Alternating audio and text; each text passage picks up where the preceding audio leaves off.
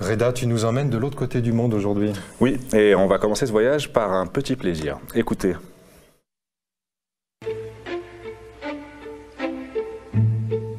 Et par manque de brise, le temps s'immobilise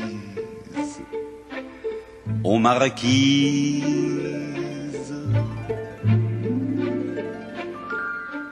Voilà Léonard, étant fan, je trouvais que c'était la meilleure manière de commencer ce sujet, de laisser la parole au grand Jacques pour évoquer ces îles, à défaut de pouvoir y aller. Ces îles donc, les Marquises, 6 petites perles disposées comme ça au milieu du Pacifique Sud. Elles font moins de 1000 km². Elles sont sorties de l'océan par la grâce de l'activité volcanique. Aujourd'hui, il y a seulement un peu plus de 9000 personnes qui y vivent. Les îles Marquises sont à 15 000 km de Paris, à 1500 km de Tahiti. Et depuis Tahiti, il faut 5 jours de navigation pour s'y rendre. Vous verrez pourquoi c'est important plus tard.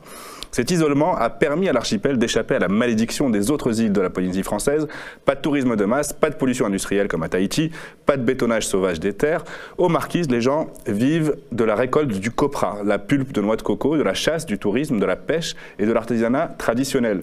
Aux Marquises, quand on veut de la viande, on achète aux chasseurs. Aux Marquises, quand on veut du poisson, on en demande aux pêcheurs. Ils prennent la mer avec leur pirogue ou leur barque et ils rentrent au port aussitôt la commande honorée. Aux Marquises, l'isolement a préservé les traditions. On y respecte la nature comme un tout vivant et considéré comme tel. Un état d'esprit qu'on appelle là-bas le rawi. Du coup, aux Marquises, il n'y a pas de surexploitation des ressources. La faune marine est diverse et abondante, notamment le précieux thon obèse, l'espèce de thon rouge la plus prisée pour les sashimi. Ah oui, je crois que je te vois venir. Tu commences à me connaître, Léo. Effectivement, un groupe privé de Tahiti, le groupe Eugène Degage, a convaincu la CODIM, la communauté de communes des îles Marquises, qu'il pouvait doubler la quantité de thon pêché en Polynésie, de 6 000 tonnes à 12 000 tonnes par an. Et à partir de cette année, pour quel marché? Les marchés asiatiques, américains, les plus friands de sushi. Et comment? En installant 75 bateaux dans un port de Ivaoa, l'île principale, dont 12 tonniers de plus de 30 mètres, des bateaux frigorifiques, et puis progressivement plusieurs navires-usines qui permettront de pêcher pendant plusieurs mois sans revenir à quai. Les autorités, elles, financeront les travaux pour aménager le port, mais aussi l'aéroport, il faut bien, car pour vendre ces thons sous le label frais au Japon, le label le plus rentable, il faudra des avions cargo qui ont besoin de pistes qui sont 2 fois plus longues que celles disponibles. En contrepartie, tout de même, philanthrope M. Degage promet 240 emplois directs aux Marquisiens et 600 emplois indirects à terme. Seulement ce projet, la population marquisienne n'en veut pas. Les associations se mobilisent pour faire opposition à l'idée. Des centaines de manifestants en octobre dernier, des centaines c'est beaucoup là-bas quand même, ont protesté à Ivaoa mais aussi à Papeete contre le projet qui s'appelle Marquesas Fisheries Project. Ils refusent une industrie qui menace leur mode de vie, leurs ressources naturelles et la préservation de l'environnement. Pour le dire de la meilleure manière, je vais citer un petit pêcheur qui résume la situation mieux que je ne pourrais le faire. Nous, Marquisiens, notre mère nous nourrit, nous avons tous du poisson à manger dans nos assiettes et nos enfants grandissent bien, ils vont se baigner dans une mer propre. Nous ne voulons pas échanger notre garde-manger contre de l'argent pour aller acheter du thon ou du maquereau en boîte au magasin quand il n'y en aura plus. Nous ne voulons pas aller nous baigner dans une mer morte. Big Eyes Tuna, c'est l'objet de la convoitise, de toute cette convoitise. C'est le nom de ce thon obèse, le nom anglais, qui est abondant dans les zones de pêche proches des Marquises, alors que son stock mondial a, lui, chuté de 84% depuis les années 60, notamment dans le Pacifique Sud, au point qu'il est inscrit comme une espèce vulnérable sur la liste rouge de l'Union internationale de conservation de la nature. La Commission tonnière internationale, qui, elle, régule la gestion durable des ressources, a appelé récemment à réduire de 36% l'effort de pêche sur cette espèce, pour retrouver un niveau de prélèvement durable des stocks. Et les eaux de la zone maritime des Marquises sont parmi les plus riches nutritivement, ce qui en fait les lieux de reproduction pour d'innombrables espèces de poissons et de mammifères marins, d'où la profusion de ce rarissime thon obèse. L'autre explication de cette abondance, c'est que la zone économique exclusive polynésienne permet de tenir à l'écart les flottes industrielles internationales qui écument les océans et ratissent les ressources. C'est le danger majeur que dissimule ce projet. Regardez cette animation. On y voit l'activité, ce sont les petits points blancs sur la carte, en temps réel des navires de pêche industrielle dans le monde et dans le sud de l'océan Pacifique. Ce sont des petites taches blanches. Et autour de cette zone sombre, qui n'est pas polluée par les taches blanches, c'est la ZEE polynésienne, dont sont exclus ces bateaux. Le problème, c'est ça, c'est que ouvrir la pêche industrielle permettrait à ces bateaux pavillons étrangers d'entrer dedans éventuellement, pour peu qu'ils ouvrent une filiale dans les Marquises. Et ce serait une brèche ouverte, un précédent dangereux qui permettrait à terme, pourquoi pas, d'autoriser l'installation de flottes étrangères durablement dans les marquises. Il suffirait pour cela, créer une entreprise. C'est la boîte de Pandore qu'essaient d'éviter les marquisiens aujourd'hui d'ouvrir. Et pour subir une pêche industrielle dont ils se méfient fortement, à juste titre, comme on va le voir tout de suite avec notre invité, François Chartier. Bonsoir. Bonsoir, François. Vous êtes porte-parole Océan de Greenpeace France, chargé des campagnes Océan donc. D'abord sur ce projet de pêche industrielle aux Marquises, votre ONG a signé contre. Est-ce que vous pouvez nous dire pourquoi? On a soutenu les associations qui se sont mobilisées parce que c'est une préoccupation qu'on partage. Alors, on ne travaille pas, nous, directement sur cette région, mais on a vu des problématiques tout à fait similaires, notamment dans l'océan Indien, où on a été plus impliqués, évidemment toujours sur la question du thon tropical. Il y a plusieurs éléments. Pourquoi? D'abord parce que, comme vous le disiez, c'est une zone extrêmement riche en termes de biodiversité, et donc il faut la préserver. C'est une menace pour la survie et l'activité des pêcheurs locaux. Ils ne tiendront pas la concurrence face à un modèle industriel.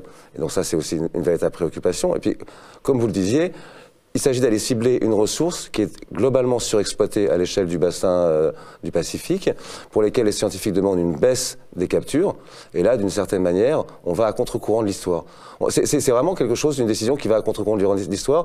D'ailleurs, c'est intéressant de voir qu'il avait été question de faire de la ZE, la zone économique exclusive des Marquises, une aire marine protégée, et que ce projet a été abandonné et qu'on fait exactement le contraire, c'est-à-dire qu'on l'ouvre à la pêche industrielle. D'ailleurs, quand vous dites une menace pour les ressources des pêcheurs locaux, la pêche industrielle porte cette menace partout, c'est-à-dire que de grands bateaux étrangers sillonnent les eaux, ratissent les poissons, mais les pêcheurs locaux qui ont des besoins pour vivrier, eux n'arrivent plus à s'en sortir avec leur activité.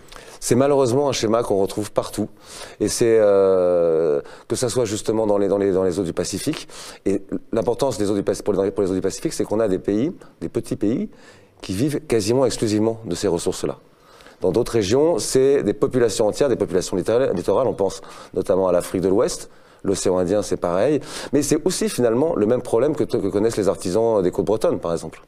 On évoque en fait des endroits très différents dans le monde sur cette problématique de la pêche industrielle. Et en fait, il est important de donner deux chiffres, Léo et François, vous les connaissez déjà. Ils ont été publiés la semaine dernière. C'est une étude qui a été faite. 55% de la surface des mers est exploitée par les bateaux de pêche. C'est-à-dire 55% de la surface des mers. Les mers, c'est quand même 3/4 de la surface de la planète, donc c'est énorme. 1% de la flotte mondiale réalise à elle seule 50% des captures sur la planète. C'est-à-dire qu'on est en fait dans une concentration extrême des moyens d'exploitation de la mer avec ces modes de pêche industrielle. Oui, et alors quel est l'enjeu? L'enjeu, évidemment, c'est pas de dire la pêche c'est mal. L'enjeu, c'est le problème de la surpêche. Et la surpêche telle qu'on la connaît aujourd'hui, il faut voir que, alors qu'il y a de plus en plus de bateaux, qu'on pêche sur des surfaces de plus en plus vastes, c'est-à-dire qu'on va de plus en plus loin dans les océans, y compris jusqu'à l'Antarctique maintenant, eh bien on pêche pas plus. C'est quand même bizarre. Comment ça s'explique alors Ça veut dire qu'en fait, il y a une surexploitation permanente des ressources. D'ailleurs, c'est ce que dit la FAO, mis bout à bout, vous avez 90% des stocks de poissons qui sont donc commercialement exploités, qui sont soit surexploités, soit pleinement exploités. Il n'y a plus de marge de manœuvre. Donc le problème, c'est ça, c'est cette surpêche. Et ce qui illustre, notamment le deuxième chiffre, c'est que la surpêche, en fait, elle est liée, pas au fait qu'il y ait trop de petits bateaux, mais au fait qu'il y ait une puissance de pêche qui s'est développée de manière industrielle, qu'il y a eu une industrialisation de l'activité de la pêche en quelques décennies, qui explique justement la dégradation de la ressource aujourd'hui. Alors justement, les promoteurs disent, eux, que dans la ZE des Marquises, mais c'est un problème qui rejoint aussi le problème global, il s'agit d'exploiter mieux un stock qu'ils estiment supérieur à un seuil qui serait recommandé pour préserver l'espèce. Mais en réalité, ça pose un problème parce que des bateaux qui partent pêcher, s'ils atteignent... s'ils remplissent la moitié de leur cargo, on va dire, ils ne sont pas rentables. Ils sont obligés de pêcher au-delà, même s'ils ont atteint les quotas qui leur sont fixés. Ah bah de toute façon, un bateau va pas revenir à perte. Mais il y a une espèce d'hypocrisie là-dedans. On parle d'une espèce migratrice. Donc il ne peut pas y avoir de surplus. Finalement, on va juste augmenter la capacité des industriels à aller chercher le thon obèse. On ouvre une nouvelle zone, donc on va augmenter l'effort de pêche. D'accord. C'est un problème aussi qu'on retrouve à l'échelle globale, c'est cette question de surcapacité de l'industrie de la pêche.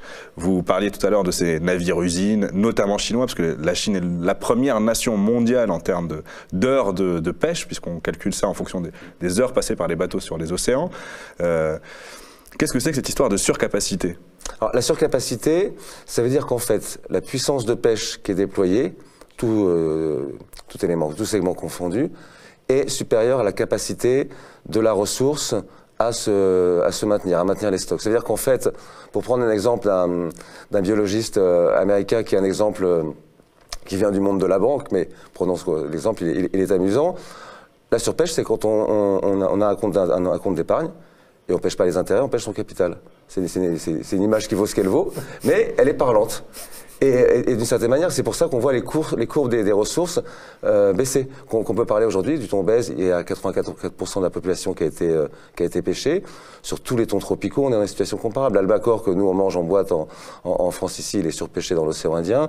On a bien connu l'histoire du thon rouge. C'est-à-dire qu'à la fois, il y a trop de bateaux, mais et encore une fois, il y a des bateaux trop puissants, c'est-à-dire que à partir du moment où on a pu congeler le poisson, à partir du moment où on a pu avoir des radars, des sondeurs qui permettent de localiser les bancs, il n'y a plus besoin d'aller chercher le poisson, on va le ramasser. On a pu développer des niveaux de capture qui ont eu pour conséquence que les stocks se sont effondrés. Et aujourd'hui, on est dans cette situation-là. Pour la plupart des stocks commerciaux, les situations sont alarmantes, d'autant plus lorsqu'on parle des prédateurs. Et cette surpêche, elle s'étend aussi dans le spectre de la chaîne alimentaire. C'est-à-dire qu'aujourd'hui, évidemment, les espèces les plus menacées sont les prédateurs, notamment les thons, qu'on a beaucoup évoqués. Mais de plus en plus, on va les chercher en bas de la chaîne alimentaire. On a évidemment une surpêche des crevettes. C'est des exemples importants parce que qu'est-ce qu'on mange le plus en France? C'est du poisson, c'est du thon, pardon, de la crevette et du saumon. En fait, ça pose un autre problème, c'est ce que vous évoquez aussi, notamment dans la pêche à la crevette. On parle là des espèces prisées pour le marché, mais il y a énormément de prises accessoires qui font des dégâts sur des stocks non commercialisables en l'occurrence, avec la pêche industrielle. Oui, et là on est vraiment sur le deuxième pilier, je dirais, de la surpêche. Le premier, c'est cette surcapacité, ce qui fait qu'il y a trop de bateaux, qu'il y a trop de puissance de pêche, qui d'ailleurs engendre de la pêche illégale. Et l'autre problème, c'est celui des pratiques de pêche dites destructrices. Il ne faut pas idéaliser les pêches artisanales, ça ne veut pas dire que toutes les pêches artisanales sont parfaites, mais le niveau, notamment de prise accessoire des segments les plus industriels, notamment le chahutage sur la crevette, dans certains cas, on atteint 80% de prise accessoire. Donc si vous voulez attraper 20% de crevettes, vous avez 80% du reste qui est inexploitable ou inexploité. Donc il repart à l'eau et généralement c'est mort. La même chose, on évoquait les thons tropicaux, les grands thoniers industriels, hein, donc on parle de thoniers qui font jusqu'à 140 mètres pour les plus gros thoniers espagnols, loin de petits bateaux artisans, utilisent des systèmes qui leur permettent de concentrer les captures, ce qu'on appelle les DCP, ces dispositifs de concentration de poissons. Et l'inconvénient, je dirais, c'est qu'on attrape aussi du requin. Bon, il faut faire ça avec perte et profit, apparemment. Il faut expliquer aussi ce que c'est que les DCP, c'est-à-dire ce sont en fait des radeaux que mettent les thoniers à l'eau. Ça ressemble à rien, ça ressemble vraiment à un petit radeau, mais qui est équipé de haute technologie, qui permet de le suivre non seulement en permanence sur le GPS, mais qui permet au thonier de savoir exactement qu'est-ce qu'il y a dessous. S'il a 10 tonnes, 20 tonnes, 50 tonnes, donc évidemment quand il y a une quantité suffisante, il y va. Le problème, c'est que systématiquement, les requins vont nager avec les thons. Donc il y aura systématiquement des captures d'espèces vulnérables. Il y aura aussi des captures d'espèces non ciblées, notamment je pense à des espèces comme les dorades coryphènes, les espadons, qui n'intéressent pas les thoniers, mais qui sont extrêmement importantes pour les populations de pêcheurs côtiers. Et ces ressources baissent aussi. Et puis dernier effet destructeur, mais cette fois pour la ressource qu'on cible, lorsqu'on utilise ces techniques de pêche destructrices, on va attraper beaucoup de juvéniles, c'est-à-dire des poissons qui ne sont pas encore reproduits, des tout petits thons. Et là, on accélère la courbe de descente de la population de manière exponentielle. Très bien. Merci François Chartier. Merci beaucoup François Chartier. Chartier. Merci Reda. Merci Léo.